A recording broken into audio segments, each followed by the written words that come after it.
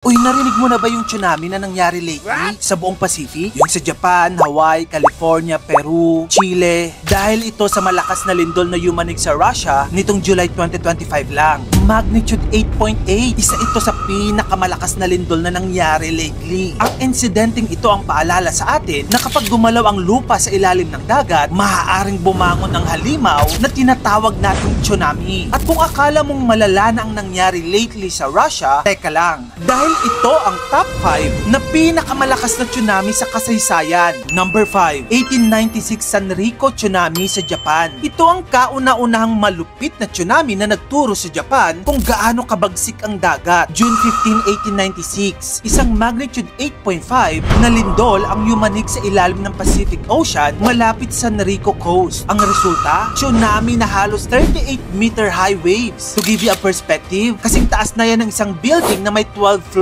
Sa sobrang lakas ng hampas, nalibing sa tubig ang halos 9,000 na kabahayan. 22,000 na katao din ang nasawi. Karamihan habang nagsiselebrate pa ng Bon Festival. Number 4, 1960 Baldiva Tsunami sa Chile. Ito ay nangyari noong 1960. Ang pinakamatinding lindol na na-record sa buong mundo. Guess what? Magnitude 9.5. Boom! Nayanig ang buong Chile. Pero hindi lang doon tumigil ang gulo. Tsunami waves across the Pacific. Umabot sa Hawaii, Japan, hanggang dito sa Pilipinas. At alam mo ba kung gaano kataas ang alon? 25 meters. Sa Japan pa lang, 142 na agad ang nasawi. At sa Chile, hundreds of thousands. Magkano ang total damage doon? 550 million US dollars. O kung i-convert, 33 billion pesos. Take note, noon yan ha. So kung i-convert yan sa inflation ngayon, mas malaki na. Number 3, 1958 Lituya Bay Mega Tsunami doon sa Alaska. Okay, ito naman kakaiba. Ang tsunami ay hindi dahil sa lindol, kundi dahil sa landslide. Ito ay nangyari noong 1958. Isang magnitude 7.8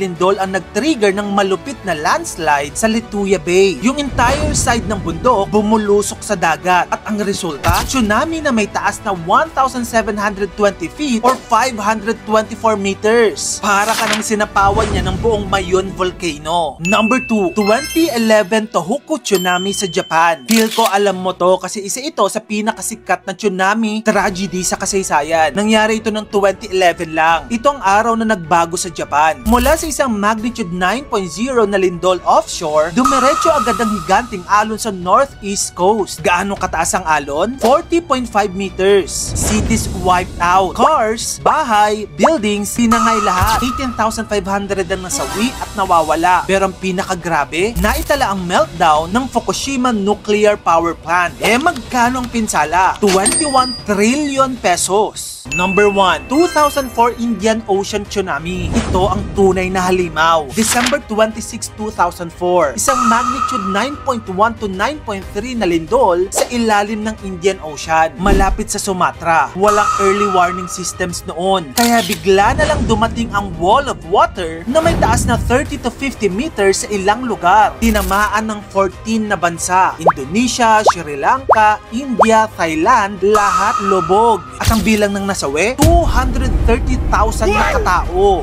Magkano naman ang napinsala? Nahigit na $15 billion noon, which is a modern conversion, halos 900 billion pesos na yan. Pero sa totoo lang, priceless ang devastation dahil sa mga buhay na nawala. Lindol man o landslide, isang iglap lang, pwedeng magising ang halimaw sa dagat. Sa bawat tsunami, hindi lang pera ang nawala, kundi buong buhay at kasaysayan. Kung gusto mo pa na mag-ito pang klaseng content, follow mo na ako. Yun lang, maraming salamat sa panonood.